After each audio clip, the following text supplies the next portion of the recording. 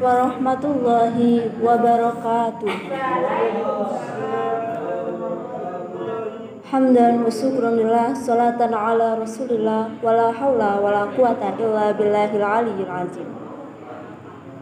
Di sini saya akan menyampaikan kultum mengenai ibadah puasa mendidik kita dalam keikhlasan. Ikhlas itu adalah ruhul a'mal, artinya perbuatan amal yang mana perbuatan amal tersebut sebagai jasad dan ikhlas itu sebagai rohnya. Maka apabila seseorang melaksanakan suatu amal, suatu ibadah tanpa keikhlasan, itu sama saja seperti jasad tanpa roh. Ini nilainya sama dengan patung atau sama dengan boneka. Dalam arti lain, artinya ibadah yang kita lakukan akan menjadi sia-sia. Mengenai puasa, puasa adalah momentum kita untuk melatih keikhlasan. Ikhlas dalam menahan hawa nafsu, ikhlas dalam menahan lapar dan dahaga, serta ikhlas dalam menjalankan ibadah-ibadah di dalamnya. Ibadah puasa juga disebut sebagai ibadah sirriyah, artinya ibadah abstrak, ibadah yang rahasia, yang mana ibadah puasa ini hanya diketahui oleh orang yang menjalankan sendiri dengan Allah Subhanahu wa Ta'ala. Selain untuk melatih keikhlasan, puasa Ramadan ini disyariatkan sebagai momentum untuk menghapus dosa-dosa kita dari kotoran hati manusia. Yang mana dosa tersebut atau ketika hati kita sedang kotor, secara tidak langsung akan menjauhkan kita dari suatu kebahagiaan dan berakhir pada kesengsaraan. Contoh dari hati orang-orang yang buruk adalah orang-orang yang suka menggunjing atau orang yang suka ghibah. Ini ada sebuah kisah tentang ghibah.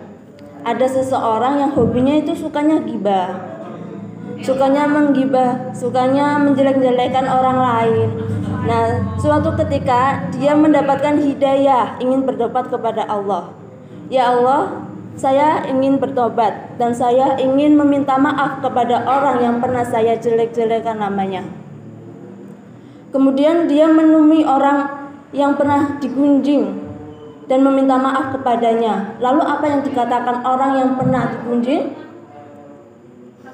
Oke, saya akan memaafkan engkau, tapi ada syaratnya. Kamu membeli bulu ayam, kemudian bulu ayam itu engkau sebarkan kemana saja silahkan. Si pendosa ini atau orang yang suka menggunjing ini kemudian bingung kan? Ketika, kok saya disuruh membeli bulu ayam, tapi kok saya disuruh menyebarkannya? Maksudnya apa? Tapi dia tetap menjalankan. Dia kemudian pergi ke pasar, membeli bulu ayam dan menyebarkannya. Setelah menyebarkannya, kemudian dia kembali bertemu dengan orang yang pernah digunjing. Saya sudah melaksanakannya. Lalu apa yang harus saya lakukan kembali? Pungut bulu itu kembali.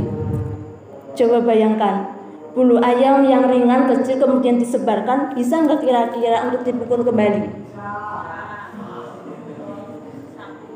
Itu pun yang dirasakan oleh si pendosa tersebut. Bagaimana saya bisa memungut bulu ayam tersebut? Bagaimana saya bisa mengambil bulu ayam tersebut sedangkan sudah saya sebarkan kemana-mana? Lalu apa yang dikatakan oleh orang yang pernah digunjing? Itulah yang engkau lakukan. Engkau menjelekkan nama saya, engkau bercerita kepada si A, si B, dan si C, dan berita tersebut tersebar kemana-mana hingga akhirnya tidak tahu sampai di mana berita tersebut. Naudzubillah min dzalik. Untuk itu, kita sebagai warga muslimin harus senantiasa menjaga lisan kita. Hati-hati jika mulut kita kotor, hati-hati jika mulut kita tidak bisa mengontrol dengan kata-kata yang baik. Karena kita kadang menyadari bahwa kita bercerita kepada satu orang, ternyata orang yang kita ceritakan itu tidak amanah. Dia kemudian bercerita lagi, menjelekkan lagi, hingga akhirnya tersebar ke seluruh kampung, tersebar ke seluruh satu tempat, dan itu menjadi dosa yang sangat luar biasa. Naudzubillahi min dzalik. Nah, sesuai dengan hadis yang diriwayatkan oleh Abu Hurairah radhiyallahu an, Rasulullah Shallallahu alaihi wasallam bersabda, sesungguhnya bau mulut orang yang berpuasa itu jauh lebih wangi di sisi Allah daripada wanginya minyak kasturi. Ini adalah ibarat atau kata simbolik yang artinya ketika kita berpuasa juga kita harus berpuasa lisan. Berpuasa lisan itu tidak menjelek-jelekan orang lain dan senantiasa mengucapkan dengan kalimat-kalimat yang thayyibah.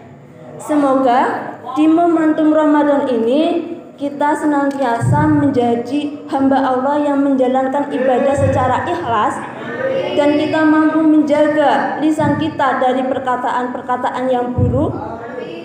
Apabila kita tidak mampu berkata dengan baik, maka kita diam saja. Apabila diam itu menjadi emas. Sekian yang dapat saya sampaikan, kurang lebihnya saya mohon maaf. Wassalamualaikum warahmatullahi wabarakatuh.